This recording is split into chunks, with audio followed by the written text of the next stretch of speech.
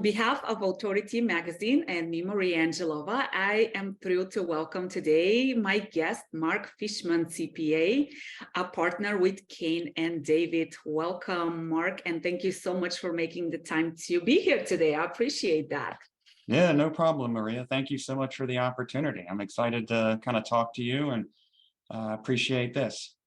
You're very welcome. Let's dive right in, Mark.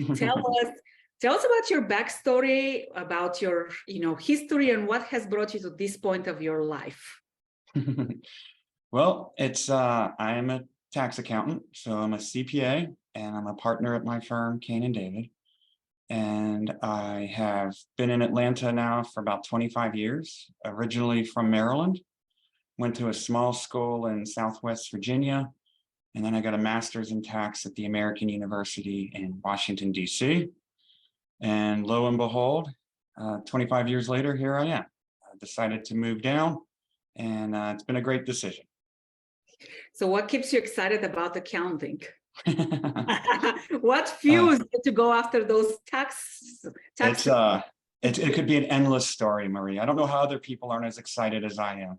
It takes a unique person to want to do taxes, I say that. It does. I look at it a little differently. As a partner here, we are one of the few professions where every year the laws change. So it is new to do every year. Every 2 or 3 years, we have a new administration, and then that all changes. So we get to constantly learn everything every year. What we did last year probably may not work again this year, and vice versa. But what I do like about it, when I used to teach at a local university here, and I used to tell the students that even though we're known as accountants, we're supposed to be the boring people, we're supposed to be the guys you're like Bueller or anybody. We have a couple things that other people don't realize is everybody needs us. So whether you're big business, small business, medium business, whether you're regular mom and dad, or you're a celebrity, an athlete, a business owner, everybody needs us in every state. And if you're doing it in every country. So people think we're boring, but I go through my day and I'll work with a client that might own a restaurant, to another client that's developing a software, to another client that's manufacturing widgets, or a law firm. And then I might finish the day working with a professional athlete. So throughout my quote unquote boring day, I think it's pretty cool that we get to see this stuff and get to be involved in it.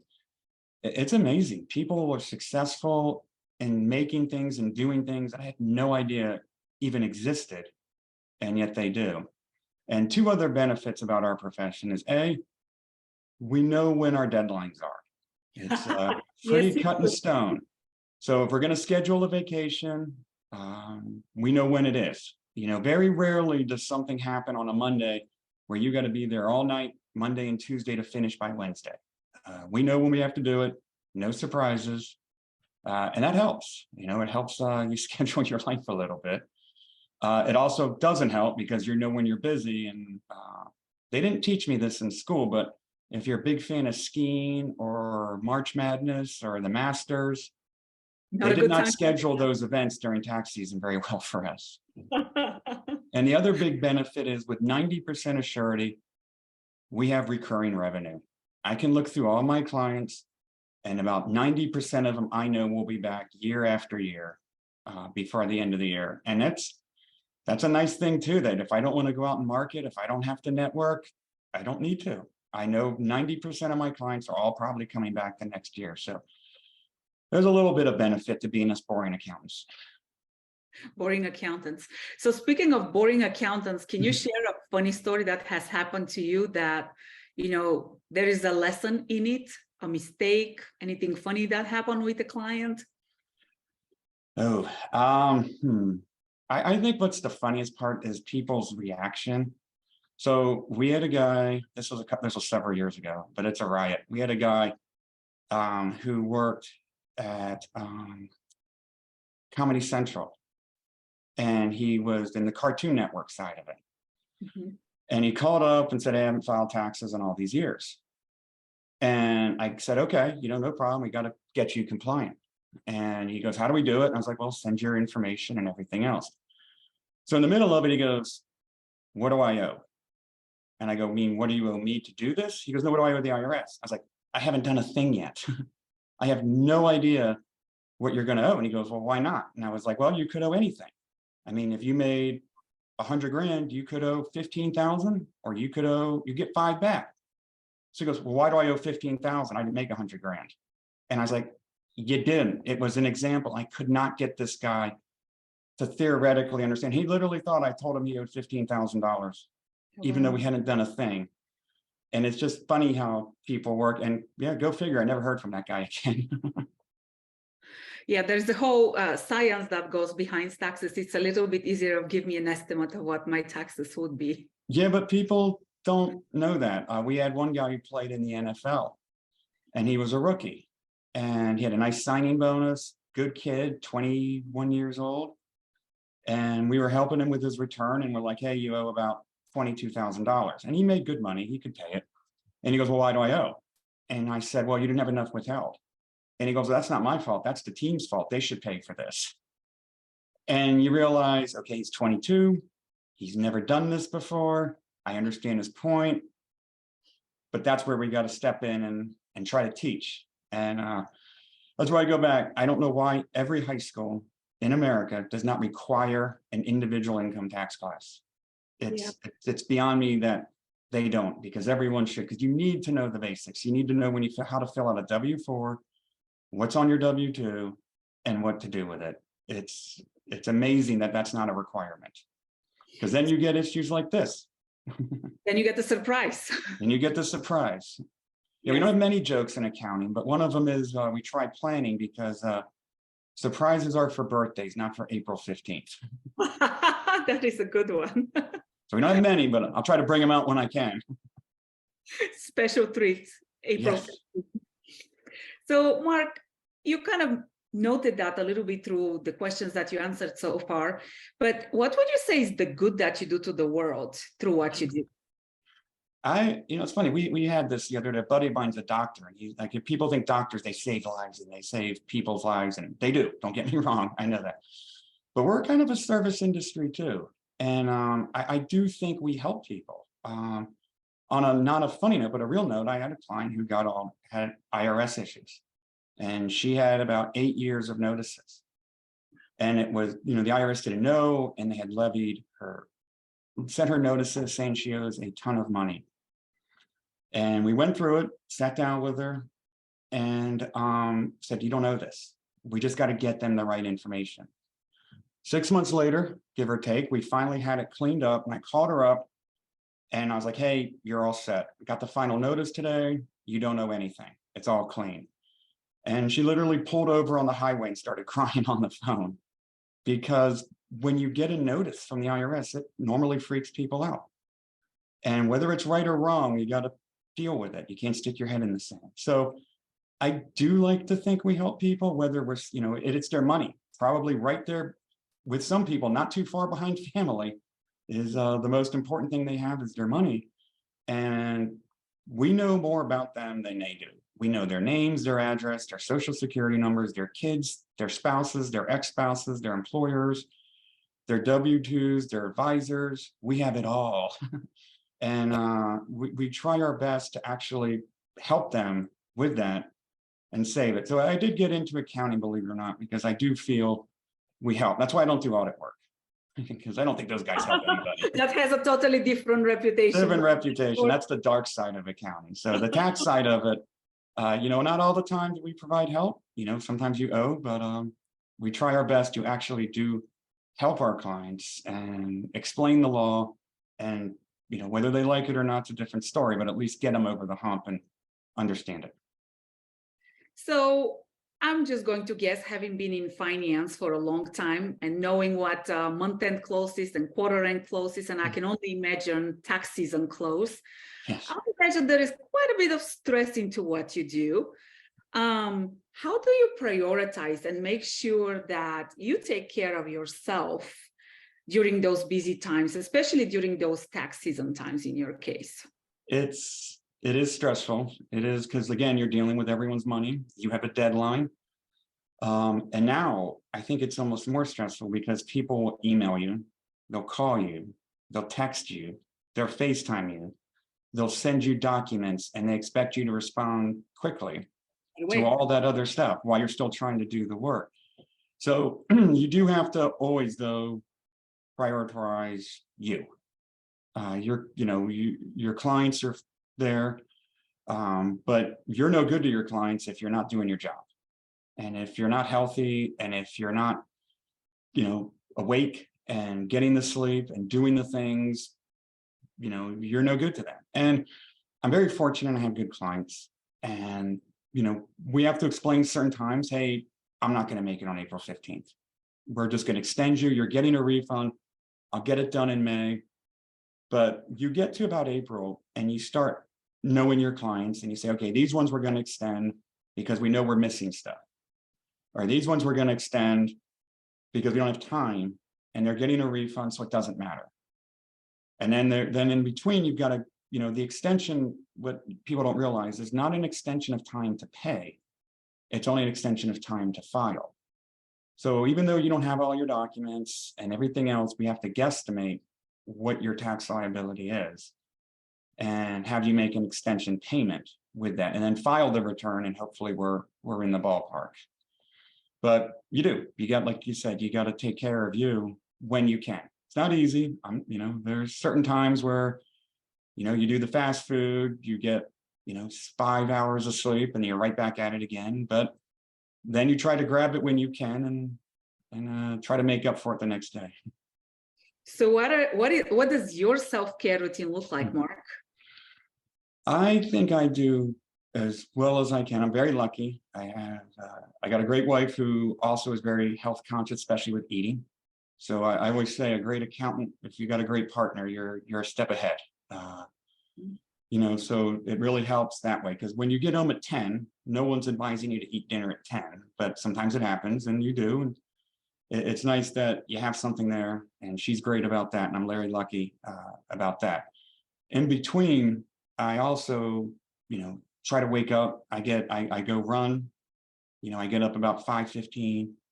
I go run or work out for about an hour and then let the dogs out, grab some cereal and go for it. So I try to fit it in when I can. What do you do during the day when you get those stressful calls or those emergencies that happen? Any tips or anything that you do during the day to keep yourself calm and collected? I think that comes with the job. I know if someone comes to me and it's a real stressful situation, they owe a lot of money, they're not ready for it. If I start freaking out, they're going to freak out more. So it helps my stress calming myself down before I call them, because that's just going to put gas on a fire.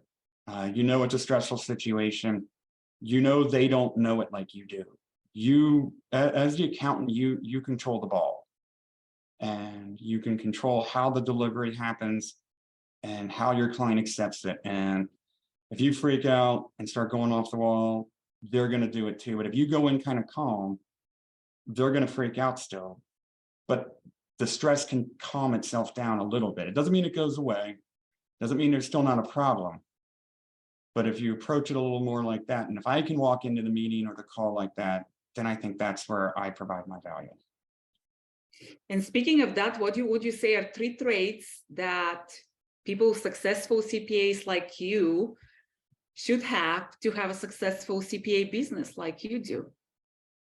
I think you need to educate your staff and your clients so everyone knows those expectations. I'm fortunate I have a good team around me. They always say what the strongest chain is the weakest link type of thing. I don't know if I said that right, but I think you understand the point. So, if you spend time working with your team and everyone works together, that helps, because then you don't have to do anything. You can trust your teammates. I think educating your client, they don't have to do your job, but talking to them, responding to them helps, because then they understand what you're doing and then they bring questions to you. And now you're working again as a team to make it the best because the clients decline every day. Mhm. And if you start telling them things and looking for stuff, they're going to recognize it. And they're like, I don't remember what he said, but that light bulb went off. So those are some of the things I think, uh, yeah, approaching your clients in the tough situations and is helpful when you understand it.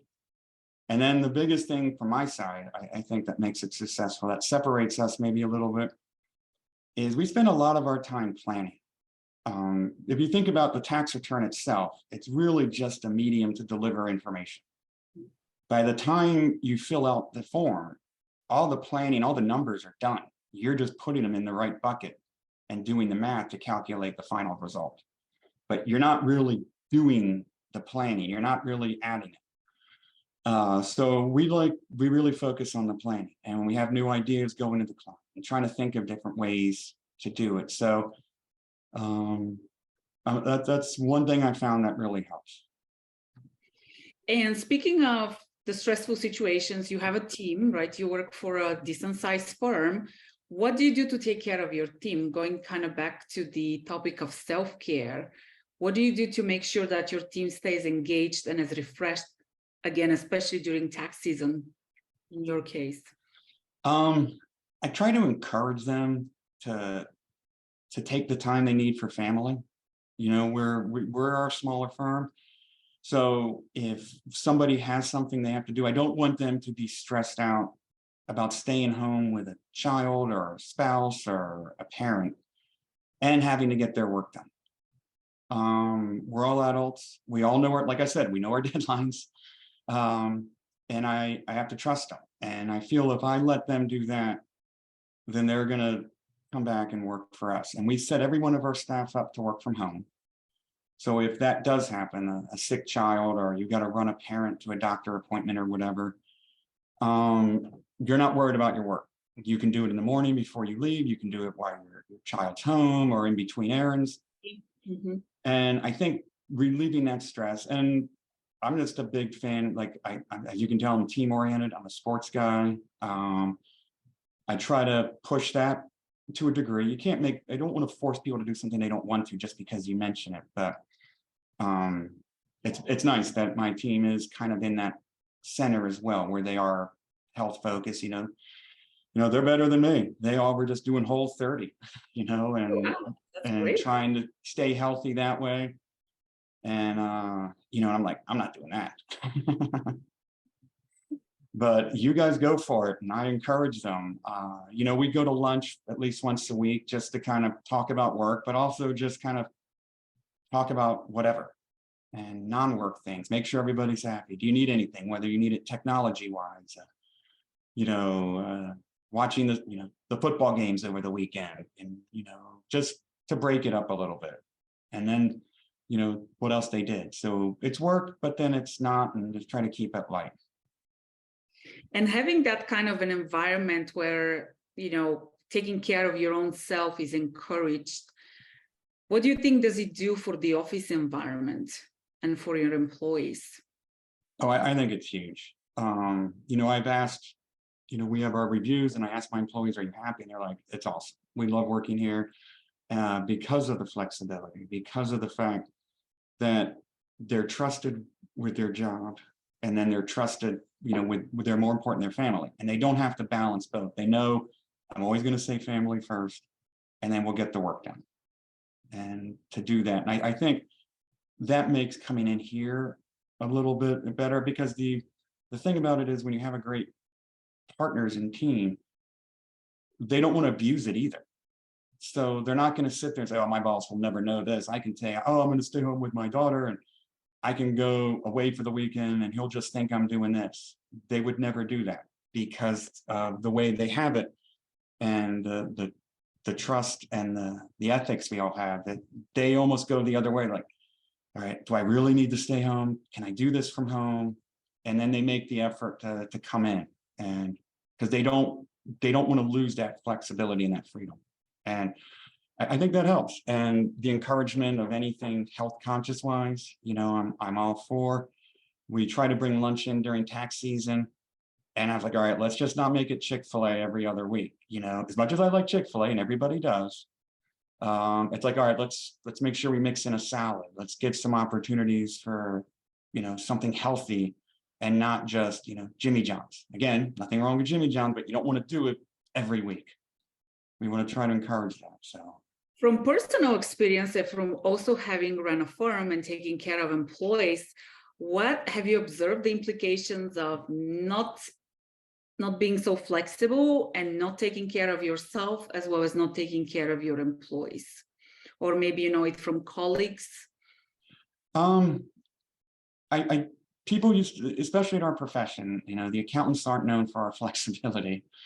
So I think we used to be more of a strict, by the book, billable time, get it done, show up, to work every day. I think as a profession, we've kind of lightened up, and I don't like just going to say pandemic. I hate using that as an excuse to do good or bad. I think it was trending that way to begin with. It just maybe accelerated it a bit. But I do know people who have worked in some of the larger firms or even some of the larger law firms. You see it where they're counting hours and they're counting time, and it's a little bit more regiment. And it's a great place to work. You learn a tremendous amount. Those large firms aren't large because they do bad work. But sometimes you want a little different and your goals are different and you need those other opportunities and your priorities change. So I'd like to think a hybrid, where they come into the office when they need to get work done, but the knowledge of knowing and the ability and the technology to be able to do it at home also helps, because it's not a 9-to-5 job anymore. And if you need to leave at 3 o'clock to pick up your kids, but you have work to do, most of the time these days, people go home, they pick up the kids, they do dinner, and then they sit down at their desk at like 7:30. And family-wise, is that great? Probably not all the time to do that. But every once in a while, they do it because they know they have their job to do and they want the flexibility to leave and get their children and do dinner and help them.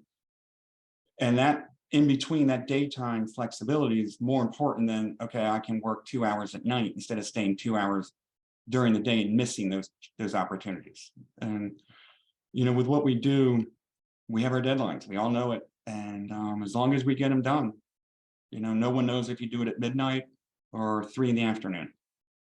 Yeah. Okay. So we really focus in that to try to keep them happy. Mark, any big projects that you're going through or working on, personal or professional, you want to share? I think professional, we always are working to strive to do better. I have had a couple of those big days last year that kind of make you sit back and think, am I heading in the right direction? From a work balance, life balance, life. So we had some things happen this year and we're moving forward. But my goal this year is to be just as efficient and not as many hours, and try to see it. And one of the things we've challenged ourselves with is we're not just taking on any client anymore. For better or for worse, the tax laws have gotten harder for everybody, not just the high net people or the big businesses, but even the mom and pops. It's like, what am I doing? And we're actually needed now more than ever, but it's a tough job. And, so looking at it, we're just not taking on as much work. It's just not as important. So we have a great base of clients. We're being a little particular of our new clients. So I'm trying this out to see if we all enjoy it. And really, what I say is kind of focusing on our clients today and over servicing them. Because, and I know that's kind of a little cliche to say, no one's gonna say, well, I underservice my clients. They're gonna be like that. But I really think going out to visit the clients now and sitting down with them. And when I do this, I always leave with more work. And the client loves it. They love home field advantage and showing you around where they are. And it just provides that extra layer. So the clients we don't take, the clients that we lost last year for one reason or another, they sold, some of them outgrew us. we weren't in a rush to just go find the next client that knocked on our door or go find the next employee to come in and help. And we decided we could probably really focus on our current clients. I think they're starving for our attention. They need it. And we're going to spend more time there because they read and they hear the news about all the law changes. And can this help me? What can we do to make it better? And things like that. So instead of finding all those new clients, we're kind of just going to focus some extra hours on the other ones and see what we can do to ramp up there. So it is a little, so you're asking about a work project. That would be that. And then a fun project is just trying to, schedule a couple trips coming up, a little vacation time, and try to work the work-life balance a little bit. Now, I would guess those vacations would be after April. Yes. They are. You have this block of accountant's time where you can schedule a trip here and a trip there. Mark, I appreciate you. If anybody would like to follow your journey or get in touch with you, what is the best way for them to find you? I am on LinkedIn, and then it's really just my office. I'm not really on social media right now, so there's nothing to follow. But feel free to reach out, to the office or email, and I'm happy to talk. Always like talking to people. I love trying to help. Sit around what we call accountant's cocktail talk. Someone has a good idea and see if it could work. You never know. You never know. Well, Mark, I appreciate your time and your insight and humor, and I wish you continued success. Thank you. Thank you for the opportunity to do this. This was a ton of fun. I really appreciate it. Made me think a little bit about what I'm doing too. So I appreciate the heads up. Reflection. Thank you, Mark. Take care. Thank you. Can't get enough of those rebellious conversations? Do make sure you subscribe, like, and share with your friends.